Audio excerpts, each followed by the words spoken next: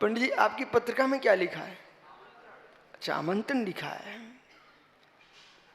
अब सोचो कितना रहस्य रहता है शब्दों में। मालूम ही नहीं था। मालूम क्यों होगा? घर में मालूम चलता है कि जब तक स्कूल में जाएंगे तब मालूम चलता है? शिविर में आए हो तो नई नई बातें सीखो। इसलिए ज्ञानी, नाम तो मैं अजय शाह का ले रहा हूं, उन्हें नहीं सिखा रहा हूं, वे तो पंडित जी हैं, पंडित के बेटा है। मैं उन जीवों से कह रहा हूं भाई, कहीं ऐसा मत कर देना कि अच्छा शब्द तुमको लगे तो कहीं भी बोल दो, बुरा शब्द कहीं भी बोल दो। ऐसा नहीं होता है। शब्द का प्रयोग जो होता है वो संदर्भ देख के होता है। वो संदर्भ नहीं है। भिलाई में एक भैया ने बोल दिया, भो ज्ञानी विज्ञानी हो, बैठ जाओ। पूरी सभा हंसने लगे। बोले क्या हुआ? ये महेंद्र भैया का भैया था, उसने कहा हे ज्ञानी हो बैठ जाओ, तो सब लोग हंसने लग गए। तो एक सज्जन बोले भैया वो महाराज जी के मुख से अच्छा लगता है। तो ये ध्यान रखना, कहीं की नकल भी करोगे ना तो आपको अकल का प्रयोग करना चाहिए। आइए, पशु रूप प्रवृत्ति, जो लेन देन की व्यवस्था है, तुम हल्के नहीं हुए हो। एक और खा रहा है, एक और निकाल रहा है, लेकिन दान जो होता है वो मेरे मित्र ग्रहण नहीं होता है, त्याग होता है। और कैसा त्याग? परंतु दान में उपकार बराबर दोनों तरफ से होता है। अब रहस्य पकड़िए, दान में उपकार द्वैत होता है। दान में उपकार द्वैत होता है।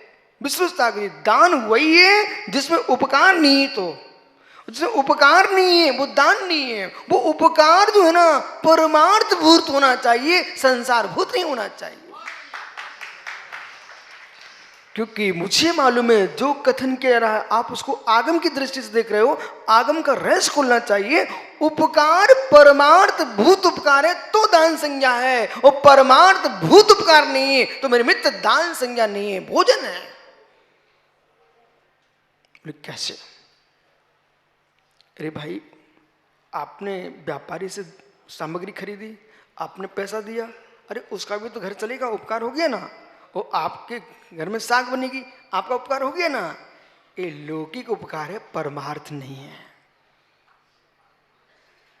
ये परमार्थ नहीं है, ये लौकिक उपकार है। ऐसे तो संसार में मित्र कुदान भी चले, भूमि दान, कन्यादान, श्रोण दान, ये सारे दान जो है ना ये कुदान है, ये ज्ञानी दान संज्ञा इनकी नहीं है। जिस दान में भगवान शीतलनाथ स्वामी के शासन काल में एक ऐसा जीव हुआ जिसने कुदान परंपरा प्रारंभ कर दी, और उसने एक पेटी बनाई, पुराने कागज पर ग्रंथ लिखा और जमीन में गाड़ दिया। जैसे पंचम काल में ये ज्ञा प्रसाद जी, अपने क्या दादाजी, दादा साहेगढ़ द्रोणगिरी आश्रम सहसकूट, मित्र सहसकूट जिन्होंने तो बनाना, परंतु जल्दी बन जाए इसलिए कोई प्रतिमा जमीन पे गाड़ के मत रख देना कि जल्दी बन जाए इनका तीर्थ। सो प्रतिमा निकलवाई बनवा करके और जमीन में गाड़ दी। और दादा कह रहे हैं हमें स्वप्न आया, स्वप्न आया, स्वप्न आया, और स्वप्न आया। बोले वहां पर प्रतिमा है, वहां गाय खड़ी कर दी, दूध निकलवा दिया। और जब निकली तो कारीगर कह रहा हमारे पैसा तो दे जाओ भैया। इसलिए ऐसे झूठे चमत्कार करा करके आप जो है सहस्कुट मत बनवाना। मेरे मित्र अंदर की श्रद्धा से दान मिले उसे सहस्कुट बनवाना। ओहो, अब सुनो हुआ क्या है। ये जो है ना ये नाटक जो आज चल रहे हैं ना, ये आज के नहीं है, पुराने लोग भी करते थे। चंड, ओहो, भगवान शीतलनाथ स्वामी के शासन काल में एक कुदान परंपरा प्रारंभ हुई। एक सम्राट को छला, एक ज्ञानी ने, उसने गोपाल दास जी क्या किया, कि मुड़राज तो आहार भर लेते हैं, तो वो तो लेके चले गए, लेकिन हम लोगों को पेट कैसे भरा जाएगा? आज हर जगह विचित्र तरीके से दान निकाले जा रहे हैं। कहीं मित्र कुछ दोष निकालेंगे, कुछ दोष, एक काल सर्प दोष और आ गया है जिसका कोई अस्तित्व ही नहीं है। मैंने बड़े बड़े पंडितों से बात की, ज्योतिषियों से, उनकी यथार्थ बोलो काल सर्प योग क्या है? बोले महाराज जी है तो कुछ नहीं है, लेकिन दुकान अच्छी चलती है। अरे जिनको भी काल सर्प कोई बताए, तुम पारसनाथ भगवान की आराधना करो, कल्याण मंदिर स्तोत्र का पाठ करो, तुम्हारे भ्रम निकालने के लिए। लेकिन आपको बोध होना चाहिए, ऐसो पंच नमोकारो सब पाप प्रणाशनो मंगलानम सब्बेशम परमम वही मंगलम। अब कहां तुम उलझ रहे हो? विघ्नौघा प्रणम्याग्नि शाकनी भूत पन्निका विष्णु निर्विस्ताम याति स्तुयमाने जिनेश्वरे। भगवान जिनेश्वर की भक्ति करने से हे मित्र सारे पाप कलंक अपने आप धुल जाते हैं। कर्म कलंक धुल जाए तो सारे ग्रह किस काम के? वो परिग्रह उतार दो तो मेरे मित्र सारे ग्रह की जरूरत ही नहीं है। जितने ग्रह लगे किसके पीछे? ऋतिक बाबू परिग्रह के लिए। शनि ग्रह लग गया, अरे बहुत अच्छी बात है, शनि ग्रह लग जाए तो परिग्रह उतर जाए, सब दिगंबर मुनि हो जाओ। दादा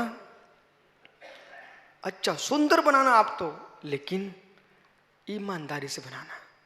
कोई मूर्ति आश्रम में गाड़ करके निकलवा के चमत्कार मत दिखाना, नहीं तो श्रेष्ठ डोड़िया बैठे ही है, वो तो कह देगा हम गाड़ देंगे तुम निकाल लेना। ओहो ऐसा नहीं करना डोड़िया जी। मित्र सुनिए, तो उन्होंने क्या किया, एक शास्त्र लिखा, उसको पुरानी पेटी में गाड़ा। आप कभी खजुराहो गए ना? यहाँ खजुराहो के बच्चे भी शिविर में बैठे हुए हैं। मैं बोटू भी एक बार खजुराहो गया, एक नई वस्तु आदमी ने बनाई और उसको मिट्टी में पहले पोती, फिर कालों चले के पोती। कहता गुरुजी फंस गया। हमने क्या हो गया? बोले 4 रुपए की वस्तु थी, मैं 400 में बेच के आया। हमने कैसे बेचा?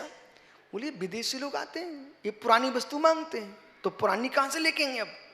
तो हम लोग क्या करते हैं, बढ़िया लकड़ी की कोई सामग्री बनाई, उसमें मिट्टी पोती, कालों पोती और रख दी है। भैया अब देख लो। बोले कितने की? 1897 की है, ले जाओ। ओ कलयुग, ये कलयुग ही ऐसा नहीं है। मैं तो शीतलनाथ स्वामी के शासन काल की बात कर रहा हूं। और यदि आपको पढ़ना हो तो हरिवंश पुराण में लिखा हुआ है। उन्होंने क्या किया, गौदान, ऐसे दानों के नाम लिख दिए, क्योंकि 4 दान भगवान ने कहे थे, औषध शास्त्र अभय आहार, तो उनने 4 बना दिए। बोले भूमिदान, कन्यादान, गौदान, श्रवणदान, ये 4 दान बना करके वो जमीन में गाड़ दी पेटी। और इसके बाद कुछ दिन निकल गए, भूमि समतल हो गई, बारिश हो गई, घास उग आई। वो तो पूर्व में गाड़ के आया था, उसमें घास आ गई। अब वो व्यक्ति कहता है महाराज मुझे अर्धरात्रि के काल में एक स्वप्न आया है, राज उद्यान में कोई प्राचीन शास्त्र गढ़ा हुआ है। महाराज यदि मैं अकेले निकालूंगा तो प्रमाणित नहीं होगा। हम चाहते हैं राज्य साक्षी पूर्वक उस पेटी को उद्घाटित किया जाए। इसलिए बृहस्पति सागर जी मित्र, हर पुस्तक का विमोचन मत कराना और हर जगह सानिध्य देने मत चले जाना। पहले पुस्तक मंगा के देख लेना इसमें लिखा क्या है, तो मैं आपका विमोचन में सहकारी बन पाऊंगा। नहीं हमारे यहाँ नहीं हो पाएगा। एक दिन सुब्रत सागरी चातुर्मास मेरा चल रहा था, एक सज्जन आए, बोले महाराज जी पत्रिका का विमोचन है। मैंने कहा ठहरो पहले दिखाना मुझे क्या है। उसमें ऐसे विचित्र विचित्र प्रकार के मंत्र लिखे थे जैन दर्शन में थे ही नहीं। उनके भाई साहब इसको बांधो ऐसे और छोड़ के आ जाओ कहीं। इस सभा में मिथ्यात्व का पोषण नहीं होता।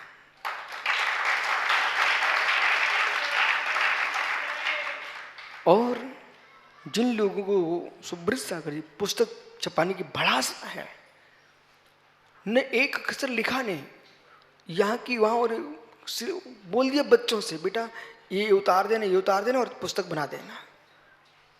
एक जगह एक सज्जन ने पुस्तक छपाई, उसमें मंत्र के प्रयोग की बात की, उसमें मांस का प्रयोग लिख दिया। 1997 की बात है। तो ऐसे चर्चा हुई, मैंने समाचार भिजवाया कि भाई कहां जैनत्व और कहां ये। एक त्यागी जी पपोरा में पत्रिका छापने लग गए थे। उनकी पत्रिका में अंडे आदि की व्याख्या आ गई, लहसुन प्याज की व्याख्या। मैंने भाई साहब इधर तो आप तुम। बोली ये छपा है, तुम्हारे क्षेत्र का नाम बदनाम हो रहा है, देखो भाई। बोली महाराज जी वो लेख आया। तुमने लेख आता है तो देखना चाहिए ना, संपादक कैसे आप, या तो जैन शब्द हटा दीजिए आप वहां से। वो जैन शब्द है तो मेरे मित्र जैनम वचनम सदा बंदे। बोलिए जैनम वचनम, जैनम वचनम। हे मित्र, जिनके वचन प्रमाणित होते हैं, जिनके वचन सदा बंधनीय होते हैं, जिन वचनों में मित्र, जिन वचनों में मायाचारी का लेबल नहीं लगाया जाता है, जिन वचन सत्यार्थ वस्तु को बेचता है। इसलिए जब वो पेटी लेकर गाड़ दिए, और राजा तो धीमान नहीं था, श्रीमान था। इसलिए धीमान होने के साथ श्रीमान होना चाहिए, और श्रीमान हो तो धीमान जरूर होना चाहिए। जितने श्रीमान है और धीमान नहीं है, तो श्रेष्ठ धीमान को अपने साथ लेके चले, जिससे कि लोग तुम्हें छल ना पाए। क्या धीमान मतलब बेटा से बुद्धिमान, और श्रीमान तो जानते हो वो बस यही अंतर आ गया। बेटा तू श्रीमान है और धीमान नहीं जानता, यही तो समझा रहा हूं। अरे श्रीमान होना चाहिए और धीमान स्वयं नहीं है, तो धीमानों के साथ रहना चाहिए। पर इतना ध्यान रखना कहीं धीमान नहीं तुम्हें ना छल लें।